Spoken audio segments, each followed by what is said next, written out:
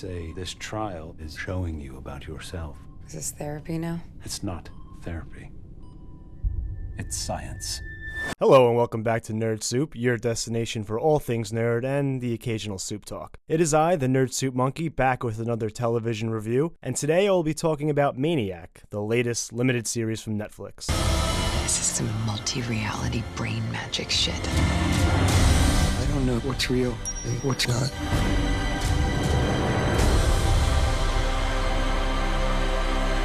Now, this was a show I was highly anticipating right from the first trailer. It seemed different and refreshing, and anytime you get huge stars like Emma Stone and Jonah Hill starring in a series, and add that with a director like Cary Fukunaga, more often than not, it makes for something great. The story revolves around two strangers, Owen and Annie, that meet while attending a pharmaceutical trial study for a new medication.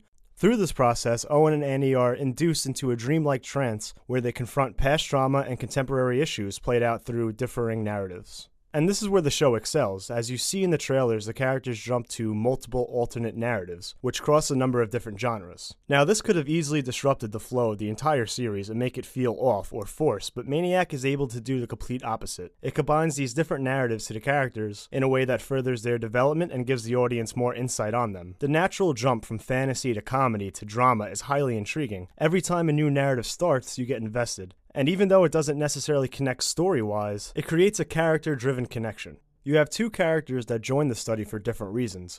Owen is a paranoid schizophrenic, and Annie is an addict that is addicted to one of the 3 pills used in the study. Yet they are able to connect with each other through this process because they both have experienced past trauma. They both are unhappy with their lives, they're unable to confront their demons, and this allows them to form a connection, even if their situations on the outside looking in are different. And I think this relates to pretty much everybody. No matter how different people may seem, everyone has to deal with some type of trauma or have had their own issues they have to deal with. And the atmosphere of this series is masterful. As important it is to blend these different genres and settings in a way that creates a coherent story, it is equally important to do so in a way that doesn't clash visually. Whether it's the alternative, futuristic 1980s New York City in which the main story takes place, or the medieval Lord of the Rings type fantasy world, it still feels like the same show, while at the same time making the appropriate technical changes to establish a new setting. I mean, some of the visuals and the use of lighting in this series is truly incredible. It creates an almost hypnotic state that captures you right away and doesn't let go.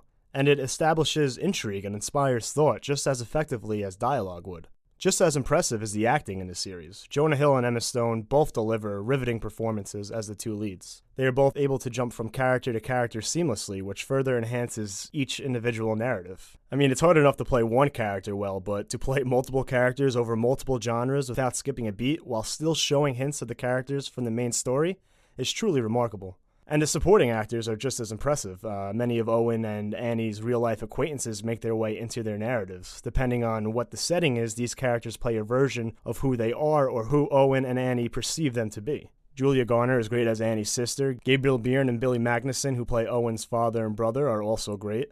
And of course, Sally Field is incredible as always. She plays Justin Theroux's character's mother, and their relationship is just hilarious. I mean, Justin Theroux is somehow the funniest part of this whole series, garnering more laughs than his comedic co-star. And that was surprising to me, considering it's Jonah Hill, who is one of my favorite comedic actors of all time. But the clear standout is Sonoya Mizuna as Dr. Fujita. Every scene she's in, she's able to take command while still giving me secondhand smoke through the television. Truly incredible stuff. All in all, I would highly recommend Maniac if you haven't seen it already. I love this trend of limited series getting some of the best people working in Hollywood to tell a story over 8 or 10 episodes. It makes for a well thought out, properly developed 9-hour movie that can't be replicated in any other medium. So far, my 2 favorite viewing experiences this year have come in the form of a limited series in both Sharp Objects and now Maniac. It's going to be real interesting to see which one of these 2 shows triumphs at the Emmys next year, as well as Amy Adams and Emma Stone, who will surely both be the clear frontrunners for Best Lead Actress in a Limited Series. Although I have been wrong before.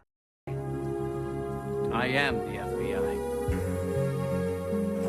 So I'm going to give Maniac a 9 out of 10, and if you've seen it already, please let me know what you thought in the comments. I've seen some differing opinions online, so it's always nice to see what you guys think. And until next time, I'm the Nerd Soup Monkey, signing off for the last time.